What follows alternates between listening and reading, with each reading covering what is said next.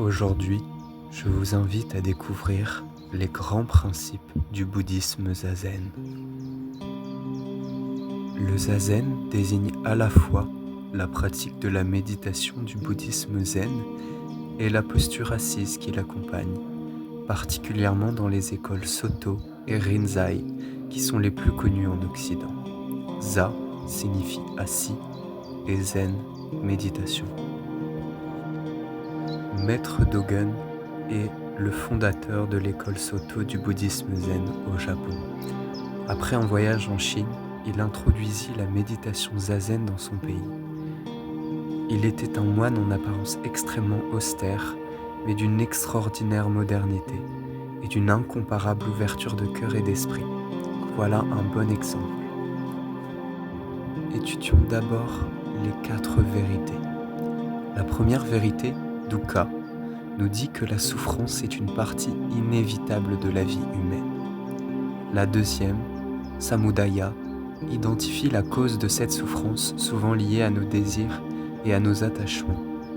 La troisième, nirodha, nous donne l'espoir que la cessation de la souffrance est possible. Enfin, la quatrième, magga, nous guide vers le noble chemin octuple, une voie pour mettre fin à la souffrance. Il n'est donc pas question de mal ici, mais de souffrance à soulager. Pour espérer mieux se comprendre, il est intéressant de se pencher sur le concept de l'ikigai, qui signifie raison d'être en japonais.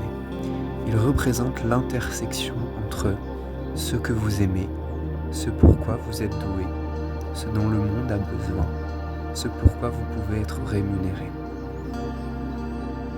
Il est donc indispensable de travailler ces différents points pour espérer être plus complet dans sa personnalité.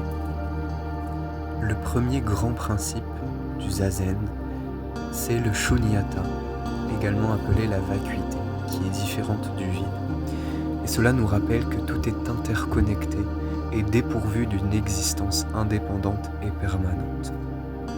Cela évoque l'impermanence, l'inexistence et la non-éternité. Concrètement, il faut chasser l'idée que demain existe et tout faire pour qu'aujourd'hui soit la réalisation de tous nos désirs et tous nos souhaits. En seconde place, on peut citer l'interdépendance, qui est le principe selon lequel tout dans l'univers est connecté dans un réseau complexe de cause et d'effet. Donc toutes les âmes seraient liées en une même matrice générale. Nous retrouvons ensuite la non-dualité, qui est également appelée la voie du milieu, qui est un concept qui nous encourage à transcender les distinctions binaires, que ce soit de genre ou plus actuellement de politique, pour embrasser une vision unifiée de la réalité et arrêter de se séparer en fonction d'attraits personnels. Le bodhisattva qui a atteint tous les degrés d'élévation, son objectif est celui d'un être qui aspire à atteindre l'éveil pour le bien de tous les êtres sensibles.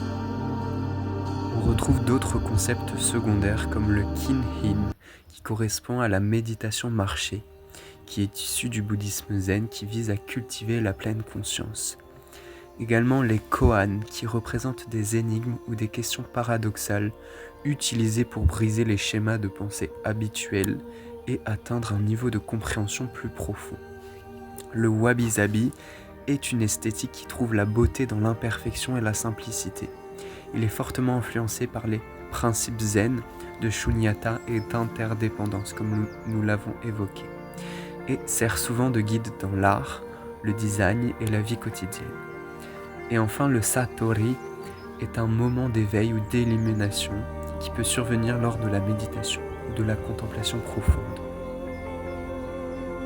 C'est au cœur même de la nature que tous ces principes sont plus vrais.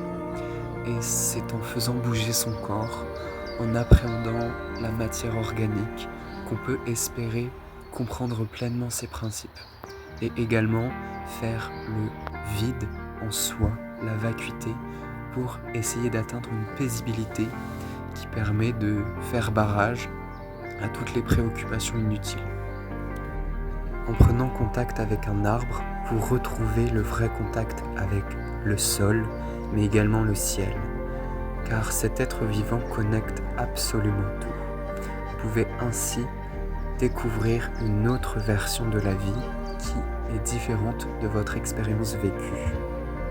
Je profite de cet instant pour vous dire que cette vidéo sera ma dernière empreinte sur le monde virtuel. Je suis un peu triste de quitter tous les réseaux, mais c'est mon choix, c'est ainsi. Et je crois que je préfère me réserver à quelque chose de plus essentiel.